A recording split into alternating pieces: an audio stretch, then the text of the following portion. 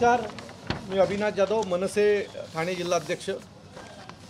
आजची पत्रकार परिषद बोलवण्याचं कारण असं आहे की तुम्हाला माहिती आहे की काही दिवसापूर्वी ठाणे महानगरपालिकेचं आरक्षण आणि नकाशे म्हणजे वॉर्ड तुमचा कसा कसा असेल अशा प्रकारे नकाशे जाहीर करण्यात आले महानगरपालिकेकडनं।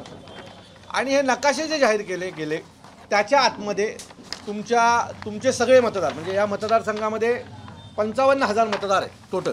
तर हे 55,000 मतदार कुठले असतील तर या मतदारसंघातले ते सगळे हा प्रभाग क्रमांक 3चा मी तुम्हाला हे दाखवतोय। या मतदारसंघामधले ती नावं असतील असं ठाणे महानगरपालिकेने गडकरी रंगायतन इथे एक मोठी प्रेस कॉन्फरन्स घेतली आणि त्याच्यामध्ये हे सगळं दाखवलं। त्यात आरक्षण पण जाहीर केले आणि नकाशे पण जाहीर केले। आता हे नकाशे आम्ही बनवलेले नाहीत, हे नकाशे ठाणे महानगरपालिकेच्या निवडणूक कार्यालयाकडनं जाहीर झालेले नकाशे, बरोबर आहे। आता तुम्ही हे नकाशे जाहीर केले त्यावेळेला तुम्हाला माहिती आहे की या नकाशाच्याच आतमध्ये ही 55,000 मतदान असेल आणि त्या दृष्टीने आम्ही आमचं काम चालू केलं। आता काल प्रारूप यादी आली आणि प्रारूप यादीमध्ये जर तुम्ही पाहाल तर प्रारूप यादीमध्ये जी नावं आली आहेत ती या नकाशाच्या बाहेरची आहेत, म्हणजे इतकी बाहेरची आहेत की आझादनगर हा भाग, आझादनगर मानपाडा हा भाग, त्यात रेमंडची नावं आली आहेत, जी नवीन रेमंड हे आली आहे ती आली आहेत। कोलशेत गाव आलं आहे, म्हणजे कोलशेत गाव एक स्वतःचा प्रभाग आहे कोलशेत पट्ट्याचा, यामध्ये कोलशेत गावातली नावं आली आहेत, बरोबर आहे। या ढोकाळीची नावं आली आहेत। म्हणजे एक प्रभाग ज्या वेळेला निवडणूक आयोगाचे कार्यालय बनवते त्याला काही झोपलेले असतात काही लोक। आता तुम्हीच नकाशा जाहीर करताय की या नकाशानुसार हा प्रभाग असेल, मग रेमंडपर्यंतची नावं कशी काय या मतदारसंघात आली? आणि हा मतदारसंघ ह्या मतदारांचा आकडा हा जवळजवळ 7 ते 8 हजार आहे। याचा अर्थ काय? तर याचा अर्थ आम्ही जे निवडणूक आयोगावर ऑब्जेक्शन घेतोय ते खरं आहे। एवढा गोंधळ होऊन या देशात निवडणूक आयोगाच्या यंत्रणेच्या विरोधात आम्ही एवढा गोंधळ केला, त्याच्यावर आम्ही सत्याचा मोर्चा काढला, सगळं केलं, तरी निवडणूक आयोग कुठेही सुधारायचं मनावरच घेत नाही। म्हणजे जर 8,000 मतं 7,000 मतं जर एक प्रभाग तुम्ही 15 दिवसापूर्वी जाहीर केलात, म्हणजे 2 वर्षापूर्वी जाहीर केलात आणि काहीतरी नवीन झालं आम्ही मान्य केलं असतं, 15 दिवसापूर्वी जाहीर केलेल्या देखील नकाशानुसार तुमच्या याद्या या आजूबाजूला लांबून खेचून आणलं। आता याचा उपयोग काय होतो तर तिथल्या स्थानिक जे आमचे BL आहेत त्यांना या बिल्डिंगच माहिती नाही आहेत कुठल्या आहेत, मग यातून सुरू होतो तो बोगस मतदारांचा कार्यक्रम। कधी बिल्डिंगच माहिती नाही कुठे आहे, तिकडे आहे, आम्ही तिकडे राहतो, त्या पोरांना त्या BLला माहितीच नसतं की हा नक्की खरा आहे खोटा आहे कुठून आला आहे, यातली कुठलीही गोष्ट माहीत नसते। सो ठाणे महानगरपालिकेचा आम्ही आमचा तो मागे मोर्चा काढला होता, मनसे शिवसेनेचा एक मोर्चा झाला होता, त्याला बोरसे नावाचा एक अधिकारी आम्ही बदलायला लावला होता। त्याच्या मागचं कारण ते होतं की त्यांनीच हे सगळं करून ठेवलं त्या बोरसेनी। म्हणजे त्यानेच आपल्याला दाखवलं की ही प्रशांत कॉर्नरची मिठाई आहे आणि प्रशांत कॉर्नरच्या मिठाईचा आम्हाला दाखवून त्यांनी आजूबाजूच्या गावच्या मिठाया पण आणून त्यात ठेवल्या आणि आता दाखवतात की हे बघा भरलेलं ताट बरोबर आहे।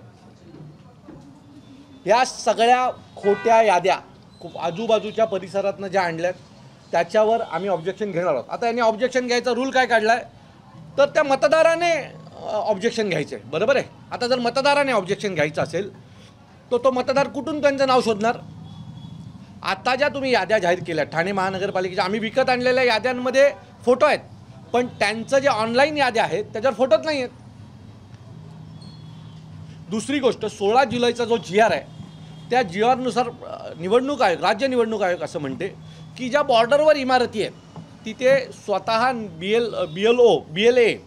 BLO बूथ लेवल ऑफिसर आणि तिथली निवडणूक यंत्रणा त्या जाईल त्या भागामध्ये, नक्की ती बिल्डिंग तुम्ही आखलेल्या बॉर्डरवर आहे का की बॉर्डरच्या पलीकडे आहे, हे प्रत्यक्षात जाऊन त्याचं पाहणी करेल, त्याचा पंचनामा करेल आणि मगच ते मतदार तिकडे घुसवेल। ही यादी पाहिल्याच्या नंतर असा कुठलाही पंचनामा झालेला नाही किंवा कोणीही तिथे जाऊन त्या याद्या बनवल्यात असं दिसूनच येत नाही।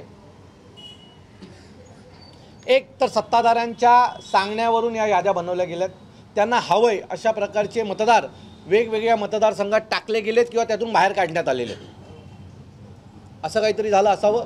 नाहीतर निवडणूक यंत्रणा ही पूर्णपणे विकलेली गेलेली आहे, जे आमचं मत आहे त्या मतावर आम्ही पुन्हा एकदा कायम आहोत। आता निवडणूक आयोगांच्या याद्यांवर आम्ही एवढं बोललो, बरोबर आहे. ही आजची यादी आत्ता घेऊन आलो काही वेळापूर्वी आम्ही, बरोबर आहे. आता RC मतदार क्रमांक RCT 93 93 41 389 हा मतदार कोण आहे माहिती आहे का तुम्हाला? तर कोणीच नाही आहे, पण त्याला ॲड्रेस आहे. आता या याद्या बनवताना हे काय झोपले होते का? हा मतदार बघा, हा तुम्ही मतदार बघा, हा मतदार कसा होऊ शकतो? तुम्ही ॲड्रेस टाकलात, मतदार नंबर दिलात आणि नाव नाही आणि फोटो पण नाही. हे झोपेत बनवल्यात का याद्या? आता तुम्ही काल बनवल्यात ना, काल प्रसिद्ध झाल्या, आज आमच्या हातात आल्या ना, आणि तुम्ही सांगता त्या मतदाराने ऑब्जेक्शन घ्यायचं. कसं घ्यायचं? कुठल्या नियमाने घ्यायचं? त्या ज्या तुम्ही ऑनलाईन ज्या याद्या जाहीर केल्या आहेत त्यात फोटोच नाही आहेत कोणाचे. त्यात फोटो न येण्याचे कारण काय? तुमच्याकडे तर डेटा आहे ना, ऑनलाईन याद्यांमध्ये पण फोटो आले पाहिजेत ना. नक्की अविनाश जाधव तोच आहे की दुसरा कोणी आहे हे त्याला कसं कळेल जोपर्यंत त्याचा फोटो बघणार नाही तोपर्यंत? सो मला असं वाटतंय की निवडणूक आयोग प्रचंड मोठ्या प्रमाणात गोंधळ करते, जाणून बुजून करते. त्यांना काही फरक पडत नाही आहे. त्यांना जे हवं आहे तेच त्यांना करायचं आहे आणि म्हणूनच निवडणूक आयोग हे लोकांची सराहना करते असं मला वाटतं. चुकीच्या पद्धतीने निवडणूक आयोगाने पुन्हा याद्या बनवलेल्या आहेत. तुम्हाला माहिती आहे का ठाण्यात मतदार किती आहेत? विधानसभेपर्यंत ठाणे शहरामध्ये मतदान होते 16,49,000. मागच्या 3 ते 4 महिन्यात जुलैच्या या सगळ्या पट्ट्यामध्ये 25% ठाण्याचे मतदार वाढलेत. कुठून आले 25% मतदार? 4.5 लाख मतं ठाण्यामध्ये वाढली. कोण आहे ते 4.5 लाख? कुठं जन्म झाला यांचा? कुठनं आले हे मतदार? 18 वर्षावरील मुलं जी, तुमचं असं मत आहे का की या 4-5 महिन्यामध्ये 18 वर्षाच्या वरील मतदार हा 4.5 लाखांनी वाढला?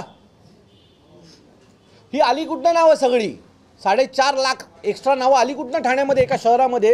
ही आमच्या शहराची एवढी कॅपॅसिटीच नाही आहे. आमचं शहर, मी नेहमी सांगतो, टोल नाक्याला संपतं. टोल नाक्यावरनं सुरू होतं, खारेगाव टोल नाक्याला संपतं. त्या कासारवडवलीला आमचं शहर चालू होतं. या रेतीबंदरला दिव्याच्या कॉर्नरला येऊन आमचं शहर संपतं. ही नावं आली कुठून? प्रत्येक वॉर्डामध्ये 8 ते 10,000 नावं वाढले. म्हणजे जवळजवळ 25% नावं प्रत्येक वॉर्डात वाढली. ही 25% नावं आली कुठून ठाणे शहरामध्ये? सो निवडणूक यंत्रणेने सत्ताधारी पक्षाला मदत करण्यासाठी प्रचंड मोठा घोळ याद्यांमध्ये केला आमचा आरोप आहे. येत्या सोमवारी निवडणूक आयोग, जी काही ठाणे महानगरपालिकेची निवडणूक यंत्रणा आहे, त्याला आमच्या रागाला सामोरे जावं लागणार. याच्यासारख्या अनेक गोष्टी आम्ही काढल्यात, त्याची उत्तरं आम्हाला द्याव्या लागतील. नाहीतर त्या दिवशी त्या अधिकाऱ्याची धिंड काढल्याशिवाय आम्ही महाराष्ट्र नवनिर्माण सेना गप्प बसणार नाही.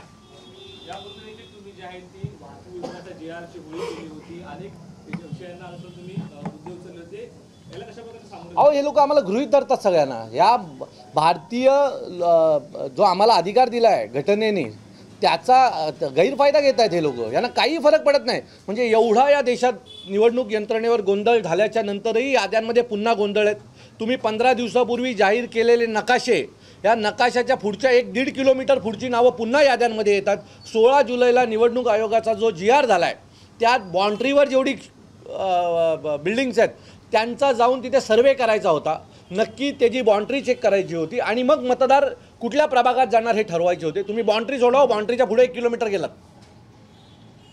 याचा अर्थ निवडणूक यंत्रणेने जागेवर जाऊन पाहणी केली नाही.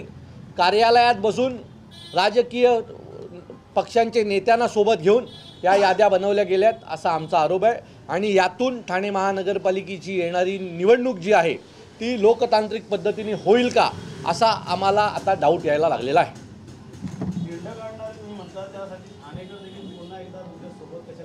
अहो, ठाणेकरांना आवडत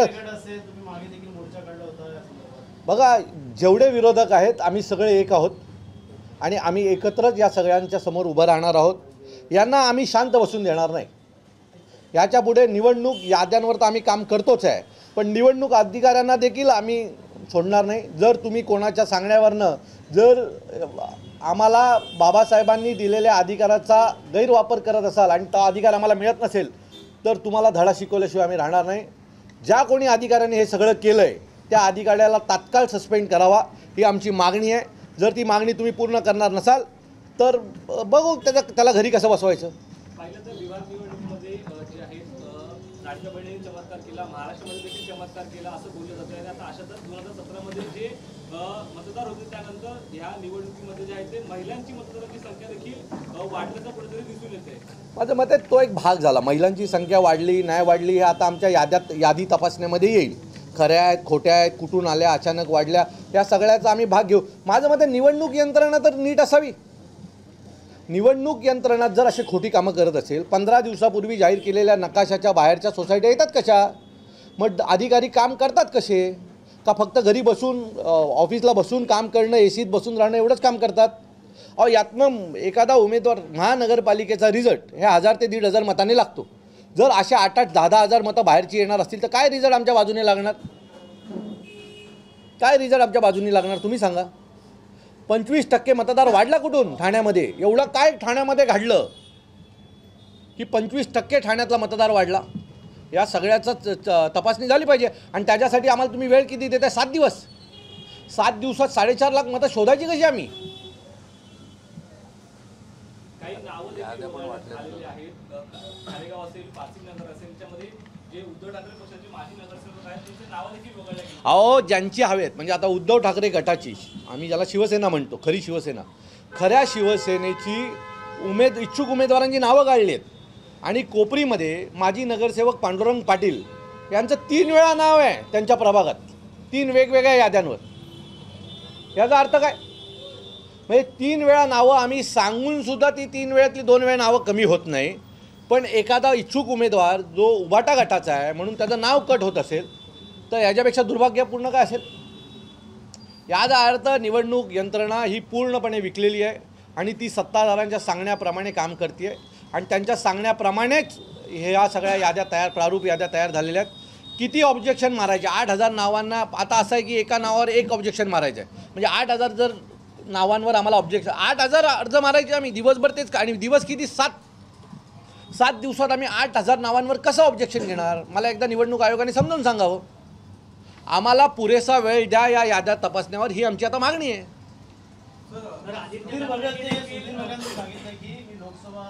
विधानसभेत मतदान केलं मात्र 3 जणांच्या नगरसेवकाचं नाव राहत होते आणि त्या ठिकाणी शोध घेतला असता तिकडे देखील कोण राहत नाहीये. त्यामुळे कोणतरी अशा प्रकारचा घाट घालतो. काय वाटतं येणाऱ्या काळात आता कोर्टाची पायरी या सगळ्या याद्यांमध्ये प्रचंड कुठे कोर्टात जात आहे? शिवसेनेचा निकाल अजून लागलेला नाही. हे जाऊन पुढची 5 वर्षाची निवडणूक येईल त्यावेळेला कोर्टात निर्णय लागेला. याला कोर्ट पर्याय नाही. यांना महाराष्ट्र नवनिर्माण सेनेचा हात पर्याय आहे आणि त्याचाच वापर केला जाणार.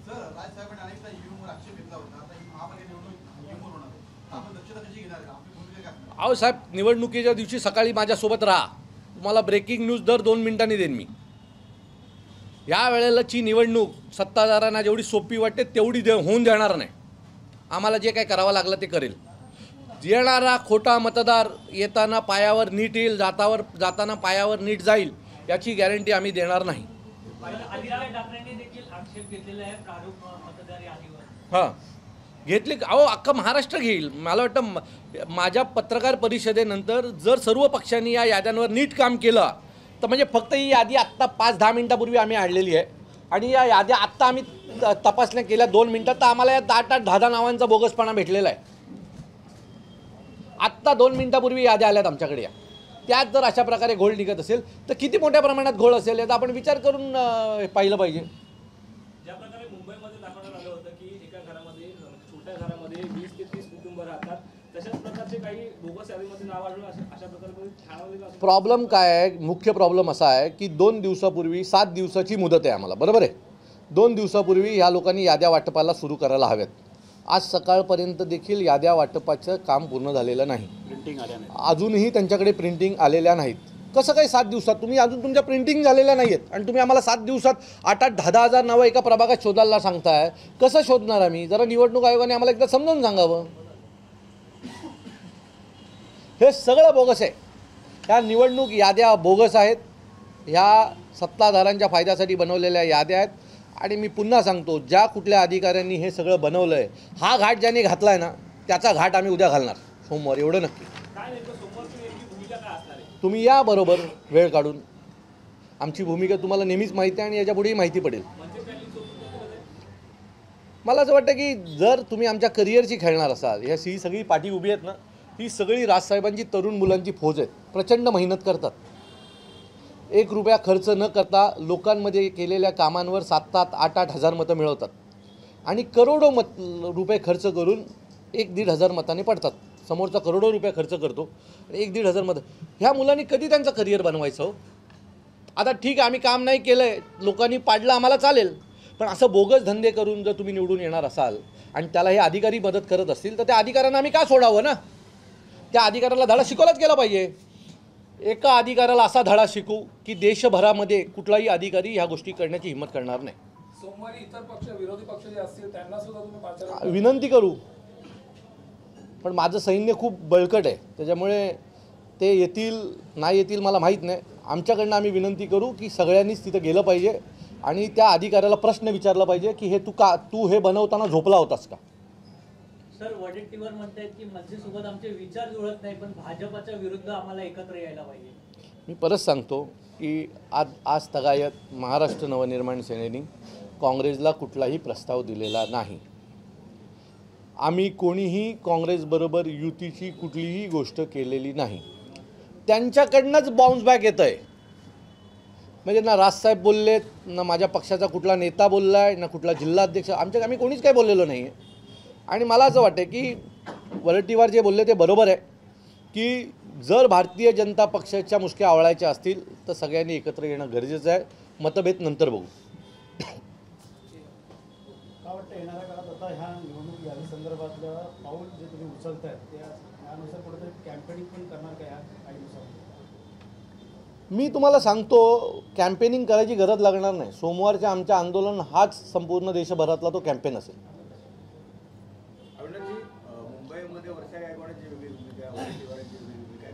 काँग्रेसशी आमचा कुठल्याही प्रकारचा अजून संबंध आलेला नाही.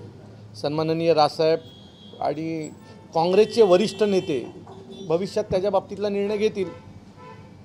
आमच्याकडनं काँग्रेसला कुठल्याही प्रकारचा प्रस्ताव गेलेला नाही. बहुतेक महाराष्ट्र नवनिर्माण सेनेच्या नावाने जर यांना प्रसिद्धी मिळत असेल तर ती प्रसिद्धी मिळवण्याचं काम सध्या ते करतात. कल्याणच्या एका मुलाचा दुर्दैवी घटना घडलेली आहे. अमित साटम यांनी सांगितलं की माणसाने माणसासारखे राहावे हे गीत घेऊन आणि हे या गोष्टी घेऊन आम्ही स्मृतीस्थळाकडे जाणार आहे. आणि ह्या दोन जे ठाकरे बंधू आहेत त्यांना कुठेतरी अमित साटम, भारतीय जनता पक्ष ही खोटी माणसं आहेत.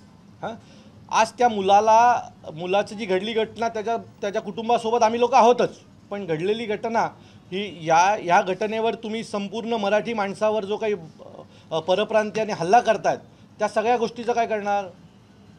मग त्या कल्याणमध्ये ज्या मुलाला घरात घुसून मारलं परप्रांतीयांनी त्याच्या बाबतीत तुमचं दुःख नाही, त्या मराठी माणसाबद्दल तुम्हाला दुःख नाही आहे का? अशा 100 घटना आहेत की जिथे मराठी माणसावर हल्ले झाले. त्यावेळेला भारतीय जनता पक्ष कुठे झोपला होता? त्या मराठी माणसांबद्दल तुम्हाला प्रेम नाही आहे का?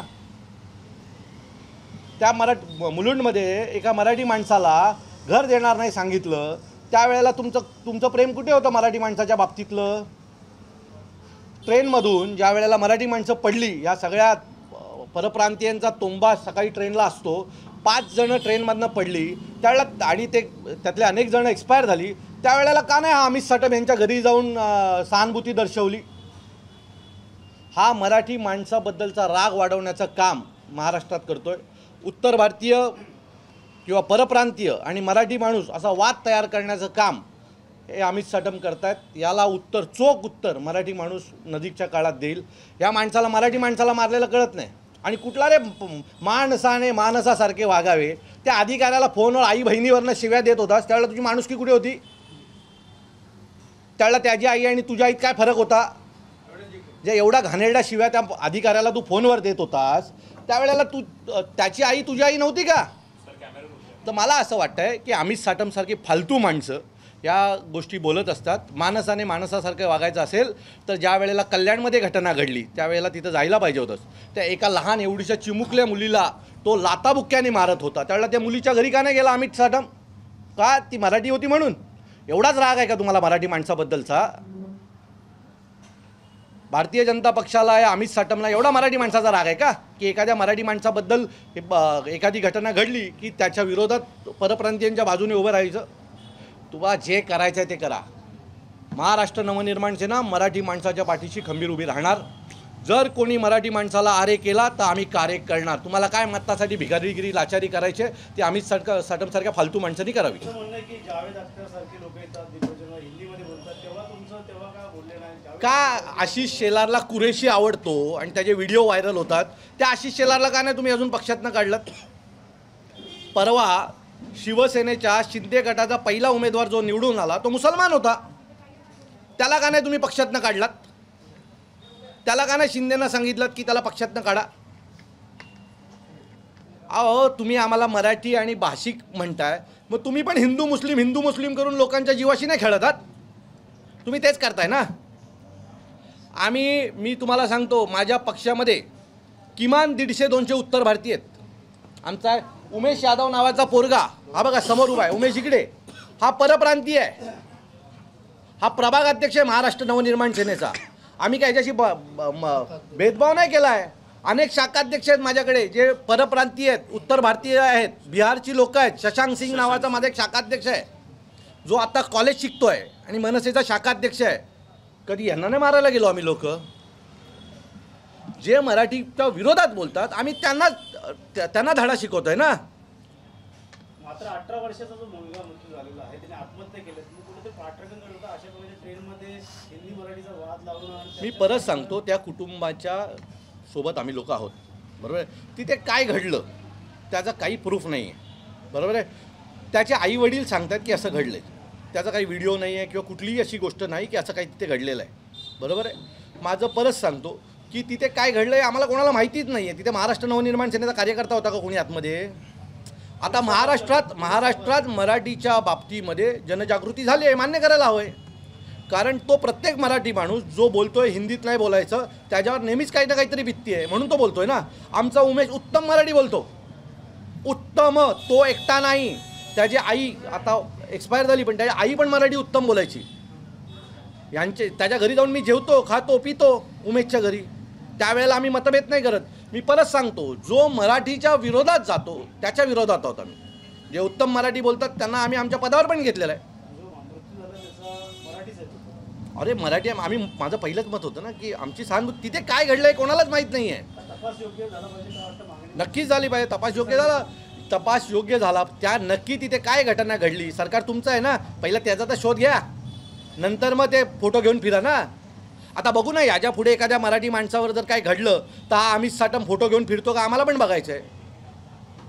मग आम्ही पण भारतीय जनता पक्षाच्या कार्यालयाच्या बाहेर अशाच प्रकारच्या गोष्टी करायच्या का, मराठीला न्याय मिळवून द्या म्हणून? ऑक्टोबरमध्ये केम शोचे बॅनर लागले होते. त्यावेळेला अमित साटम लपला होता घरामध्ये. म्हणजे मुंबईमध्ये, आमच्या मुंबईमध्ये, मराठी माणसाच्या मुंबईमध्ये केमचोचे बॅनर लागल्यावर याला वाईट वाटत नाही.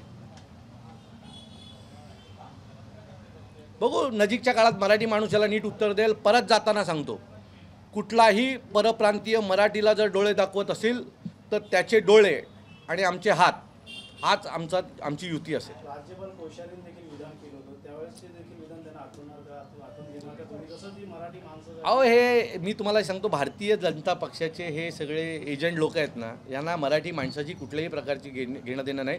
यांचं आत्ता उत्तर भारतीय आणि बिहारीबद्दलचं जे प्रेम आलेलं आहे, कारण बिहारमध्ये मोठं यश मिळालं आहे. ज्याचं मतदान EVMच्या रूपाने जे यश मिळालं आहे ना, ते त्यांच्या डोळ्यात दिसतं आहे आणि म्हणून त्यांना ते प्रेम आलं आहे. हे प्रेम जे आलं आहे ना मागच्या 8 दिवसामध्ये, हे बिहारच्या यशाचं आलं आहे म्हणून ते एवढे छातीठोक बोलत आहेत. माझं मराठी माणसाला विनंती आहे की ज्या पद्धतीने हे UP बिहारच्या लोकांच्या सोबत उभे राहिलेत ना, तुम्ही पण शिवसेना आणि मनसेच्या पाठीशी या मराठी माणसांनी उभं राहिला पाहिजे. आणि हे जे आहेत ना सगळे भारतीय जनता पक्ष शहर अध्यक्ष, त्यांना धडा शिकवला पाहिजे की मराठी माणूस पण एक होऊ शकतो. याचं उदाहरण या महाराष्ट्रामध्ये या लोकांनी सेट केलं पाहिजे. धन्यवाद तुमच्या सगळ्यांचे.